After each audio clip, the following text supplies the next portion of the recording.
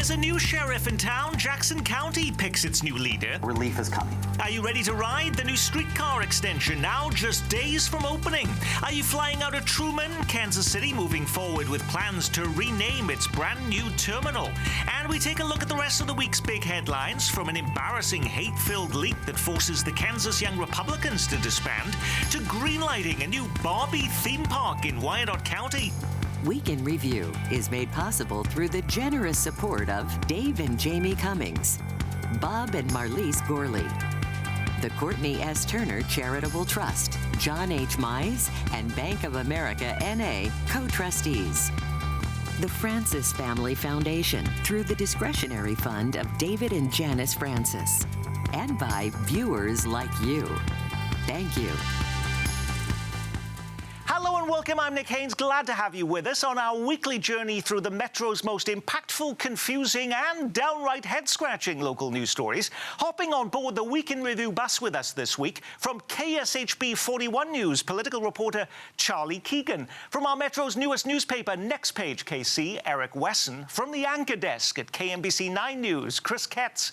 And former Star reporter Dave Helling, who, believe it or not, is still writing many of the editorials you see in your Kansas City Star. Glad to have you with us. That didn't take long, by the way. Just 2 weeks after voters ousted Jackson County Executive Frank White, there's a new sheriff in town, or should I say a county new permanent leader. His name is Phil LeVota. Today is about collaboration, not celebration. We have important work ahead, restoring the trust, improving services, and ensuring our government works transparently and effectively for every person. Phil LeVota. Now, many people will say, Phil, who? We know he's an attorney, and we know he was one of the leaders in that recall effort against Frank White. But what else do we actually know about him, Charlie? Well, we know he has some deep ties to the Democratic Party here in Jackson County. He led the Jackson County Democrat Party for a while. His brother, Paul, served in the House of Representatives for Missouri, so he comes from a family that has this kind of public service. But, yeah, we brought up the fact that he did represent the citizens that get a date set for the election, and then all of a sudden he's taking over for the guy that was recalled. He says he just wanted to make sure that people had had their chance to vote. Eric, you said on a recent program that they would never find 5 votes to find a permanent replacement of Frank White. It would be up to a judge to do that. And yet they do it lickety-split. It seemed to happen on the first round. Yes, it did. What happened? Well, one, Deron McGee got out of the race. Why did he get out of the race? He got out of the race, of course, because they said that whoever took the position couldn't run for the seat permanently, which I think is a discredit, but what do I know as a lowly reporter? But he got out of that position because, and that was the swing vote, because really it was mathematically set up behind the scenes as 4 votes apiece. When he dropped out, he gave him that 5th vote because he wasn't going to get it. There were some other things that came up as well. Now, when he was applying for the job, Phil LeVota said, I'm only going to be here for this period of time until the next election, which is in November of next year. But, 2 months down the road, 3 months down the road, Kris, will there be a headline we'll see on Channel 9 that says, it's much more difficult than I thought. I do need to run for this post for another 4 years? I think this deal is set. Okay. There's talk around the courthouse that McGee and LeVota met last Thursday. I don't think it was an accident that the next day McGee issues a statement taking himself out of the interim temporary county executive race. And so I think Phil LeVota is in until next year. I think I would be surprised if Deron McGee did not run for a full term in late next year. Dave Helling, we've seen Frank White, like him or not. What about Phil LeVota? How is he going to be different than Frank White in that leadership role? Well, he's part of, Nick, the Eastern Jackson County political universe. So I think you will see an Eastern Jackson County approach to governance, which tends to be more conservative, almost Republican in some ways, and I think Phil LeVota has given some signals that's the way he'll see. He also said he was a major sports fan. Does that mean a deal is now imminent with the sports Well, teams? I don't know if it's imminent or not, but it will be on his plate if by November of, his replacement won't take office until 2027, January 1. If the stadium situation remains unresolved by January 2027, there is a major failure somewhere that could jeopardize one or both teams. one of his approaches to the stadium and the stadium problem is getting everybody in the room to talk together. And I think that was a little bit different than Frank. Although I'm going to find it interesting to see he's got a divided board already, 5-4. And I have never seen in Kansas City or Jackson County a board split like that work together. You got the school districts, you got the city council. Whenever you have a divided board like that, it's always a lot of turmoil of people digging in. They call the four that voted against him the Frank Four. That's their nickname. So it's going to be interesting to see if he's able to persuade them to come over and support budget issues that are coming up, stadium issues that are coming up. It's going to be interesting to see. And now with Phil LeVota in charge, that means Kay Barnes, the former mayor of Kansas City, had to step aside. But boy, was that the shortest tenure of any other leader in history? Was she there 10 minutes? She was going to end up being there 8 days, I think, by the time it's all done. But Fred Arbanas did it for 6 days before Frank White took over. So that temporary county Kay Barnes building a resume again, you know, she's trying to pass it on to people. But she ran for Congress before, if you remember, against Sam Graves. And got beat rather substantially. So she's not running now for Congress. Remember one thing, Nick, the stadiums are very popular in eastern Jackson County. The Truman Sports Complex, you know, because you just have to commute. If you live in Lee Summit or Grandview, the commute is much shorter than if you put Kauffman Stadium downtown or move the Chiefs over to Kansas. So my guess is he'll be heavily involved in the discussions late this year and early next over what the steps are. Next week, we're hosting the Wyandotte County mayoral candidates on this program, which means we're going to miss the biggest news story of the week, the opening of the new streetcar extension line down to the Country Club Plaza and UMKC after years of pain and disruption. The streetcars are ready to roll next Friday. It's been almost a decade since we opened the existing streetcar route. If you've ridden those cars, how is this going to be different, Charlie, if at all? Well, I got a chance to actually ride the Main Street extension this week. On Wednesday, they took us out for a media ride. And I'll tell you, it does get a little faster. It goes at a higher speed than the one downtown. Why is that? Because it's on designated Yes, it's transit-only, exclusive lanes. And I feel like the platforms are a little farther apart, so you can gain a little bit more speed between each stop as opposed to downtown. And yeah, you'll notice the stops, the platforms also look a little bit bigger. They're, you know, anticipating more demand and use. So yeah, it's beefed up a little bit. You know, there's some other little interesting tidbits that came out this week too, relating to the opening, and that is the Max bus service is now they're going to remove that from that Main Street line. How is that going down? And secondly, UMKC I saw is now ditching free parking on the weekends. That's going to become a prime spot now. They're going to be starting to charge it. Will we see charged parking now elsewhere in the city, including on the Country Club Plaza? Remains to be seen. It wouldn't surprise me a bit. What strikes me as interesting about this particular development is how the ATA is trying now to frame this as not something that necessarily the streetcar line caters to visitors from out of town, but that this is part of a sort of regional transportation plans. First time they've actually talked about the streetcar line in that way. We're bringing back bus fares in Kansas City after offering them for free for so long. Yes. There is a concern that we should, for equity purposes, now start charging for the streetcar. Did that plan go anywhere, Eric? I think it's still on the table. It's still in a discussion behind the scenes. They need to do something to generate revenue for that department. So I wouldn't be surprised if they figured out a way to do it. I know the business owners along those routes will be glad that that's happening because maybe it'll lower their taxes a little bit. So we'll see what happens with that. Charlie, we can nitpick details about the streetcar, but you did have an interesting story this week to actually say it is on time and actually under budget. Yeah, the city was definitely excited about that and patting itself on the back, saying it's got a project team that was able to get this done on time and under budget. Still, though, I mean, the budget's $350 million. It's a big check to write, and so they saved some money, less than 10% under budget, you know, but still. So, wasn't it like $7 million? Yeah, about $7 million. Is that $7 million, Kris Ketz, they can now give to City Hall? Did you see this week that effective today, there's now a hiring freeze as they worry that cash is finally running out and the city is facing a $100 million budget deficit? What went so terribly wrong?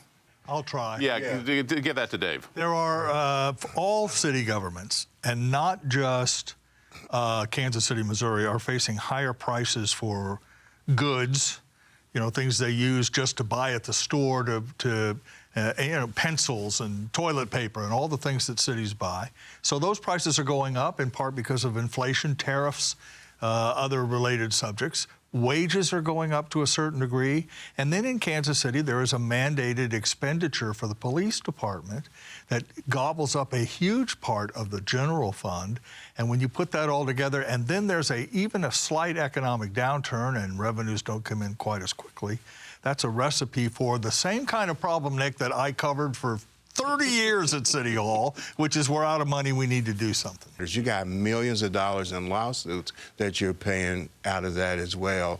You know, a lot of these programs that they fund, that there's no accountability for those kind of things, and that'll wind up with the deficit. One other thing that I read that was really interesting was a report, and it gave Kansas City a D grade out of 75 cities the same way. They made a lot of money off of the NFL draft, but there's been no money come in since then. Okay, but they still have money for lots of things. I saw Starlight Theatre getting $3 million this week for improvements there. Kansas City still also has money for the World Cup. In fact, they roll out a new program this week that will offer up to $10,000 in cash and pay 80% of your rent if you take over a vacant storefront in the city, particularly ones in the areas international visitors may pass on their way to and from World Cup games. 400 businesses have already applied, so this is popular, Charlie. Yeah, this is something that I guess the city sees as kind of two birds with one stone. It makes us look really good for the World Cup, and we have all these visitors coming, and we see all these active, open businesses. And then it also puts businesses into storefronts that normal Kansas Cityans can go spend their money at and support. But for free rent, you've got almost $10,000 in cash. What's not to like? Oh, sure. It's popular. Obviously, with 400 interested parties looking for a piece of that pie, probably, 10% of those will probably realize any sort of benefit out of this.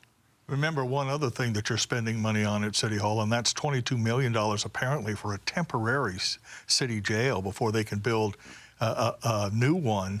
So the cries of poverty should always be taken with a grain of salt.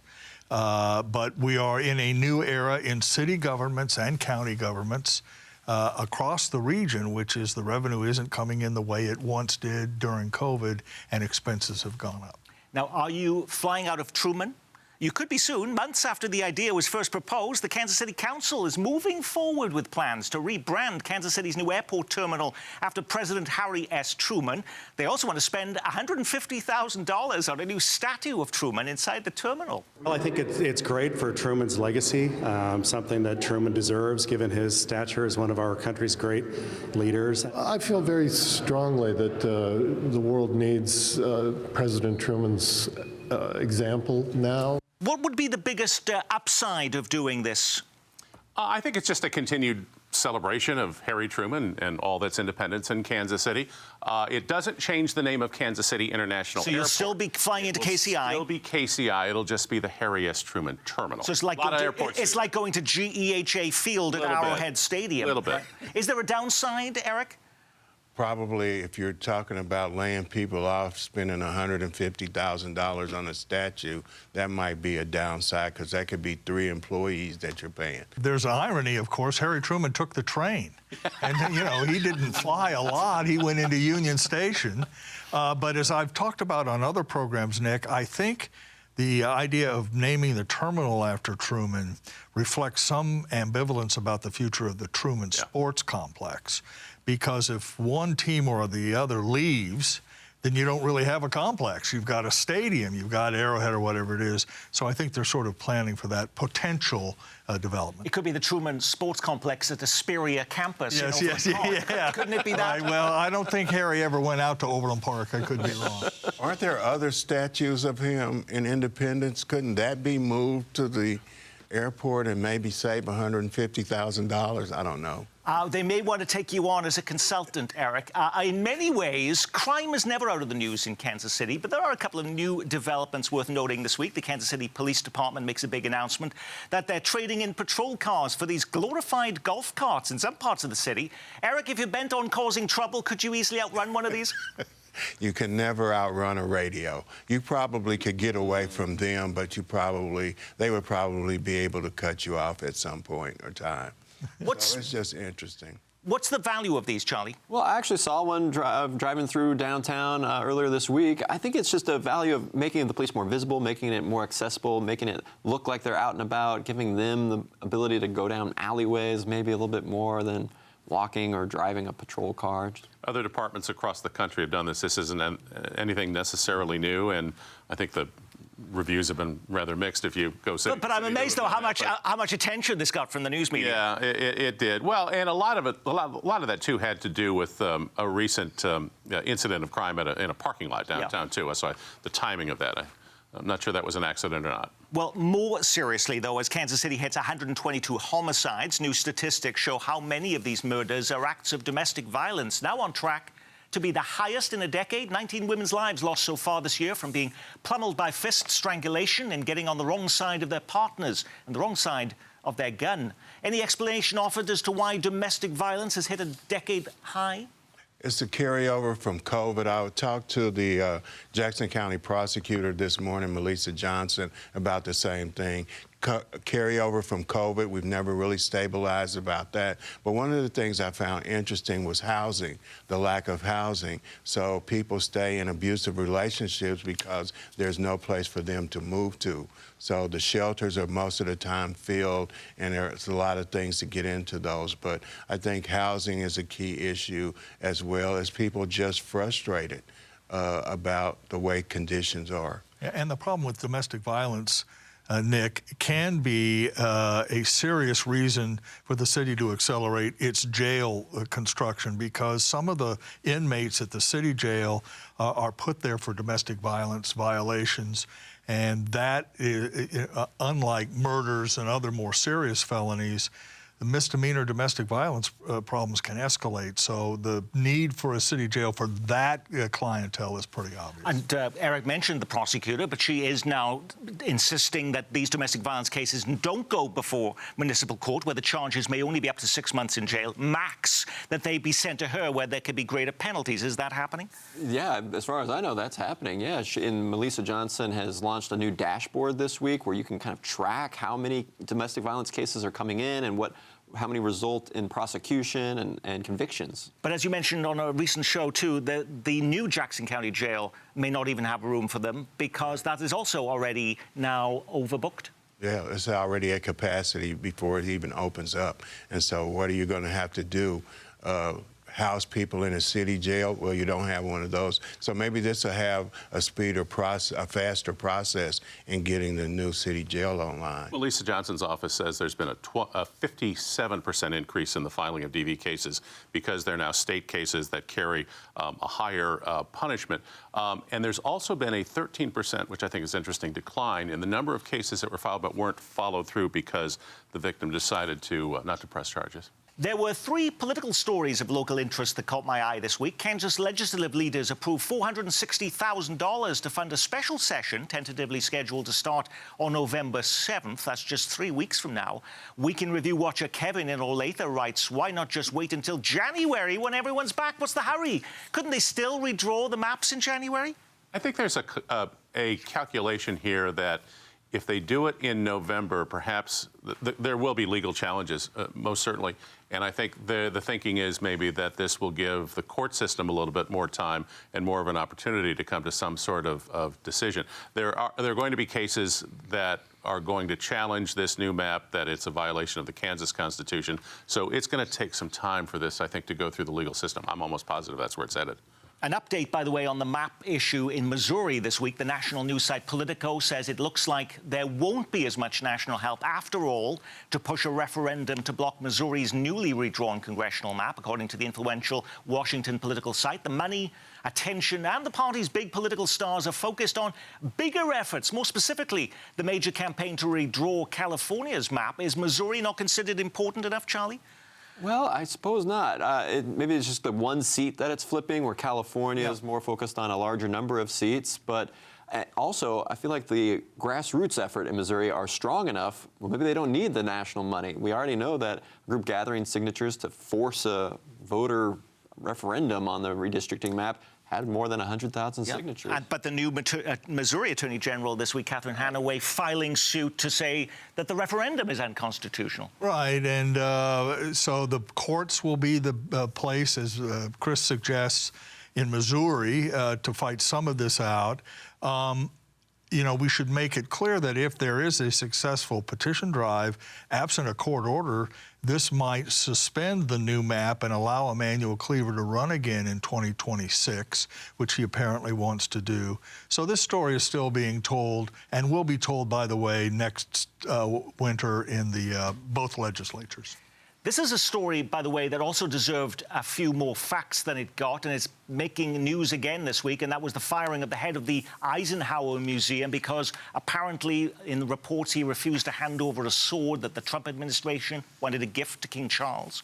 Well, while our Republican senators are being blasted for not standing up for the museum chief in Kansas, why no comment from leading Kansas Democrats? No comments from Sharice Davids, Kansas Governor Laura Kelly refusing to comment on it. So is there more to this story, Charlie? I think there's more to every story, right? Yeah, there's always more to a story. Sharice Davids says, well, the library is not in my district, so I'm not going to comment on something outside of my district. Not now in my district. Not now.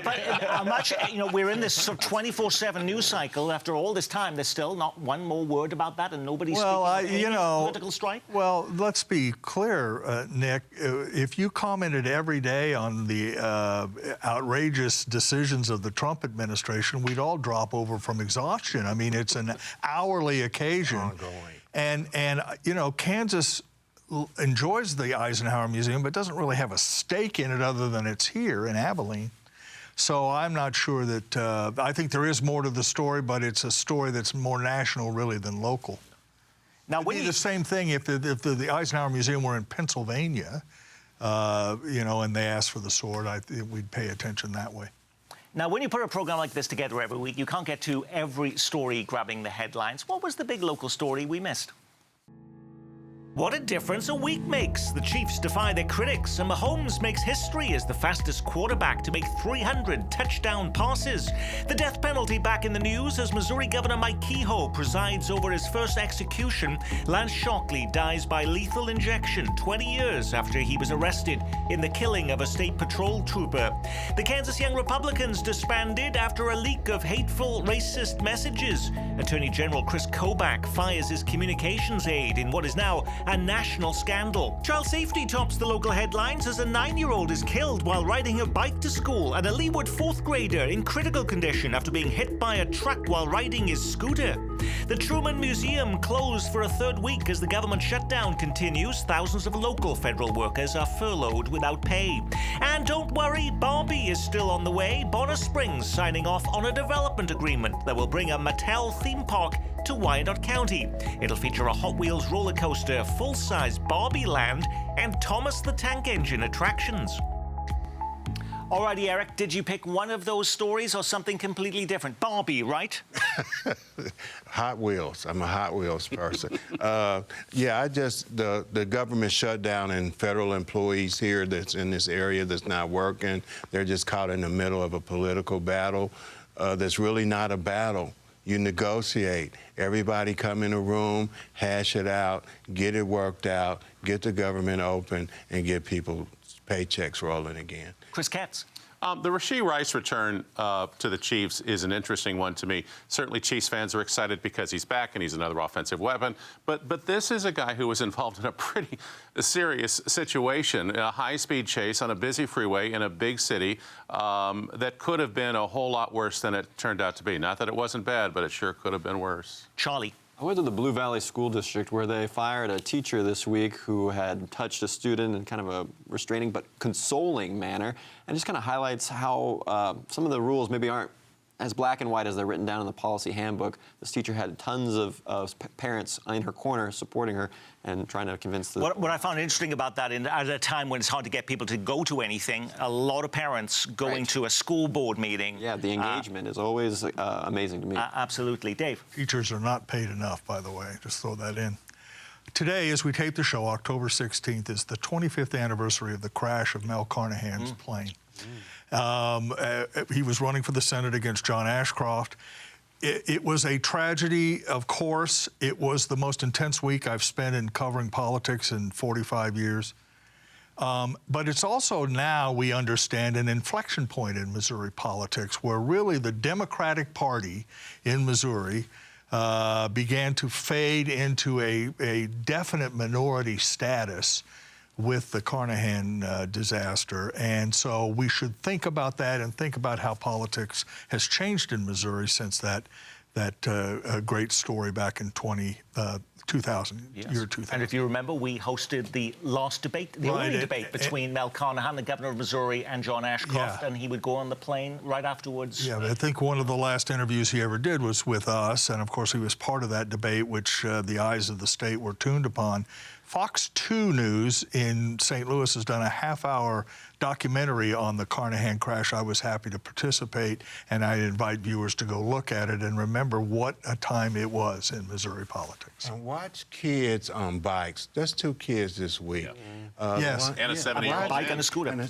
Yeah. Watch these kids on bikes, please. And on that, we will say our week has been reviewed, courtesy of Channel 41's Charlie Keegan and Channel 9's Kris Ketz, from Next Page KC Eric Wesson and news icon Dave Helling. A reminder, next week, the 2 candidates who want to succeed Tyrone Garner as the mayor of Wyandotte County in Kansas City, Kansas, will be with us. The future of the dot, the highest issue on the ballot locally, coming up in November. We have those candidates coming your way next week on this program. And I'm Nick Haines. From all of us here at Kansas City PBS, be well, keep calm, and carry on.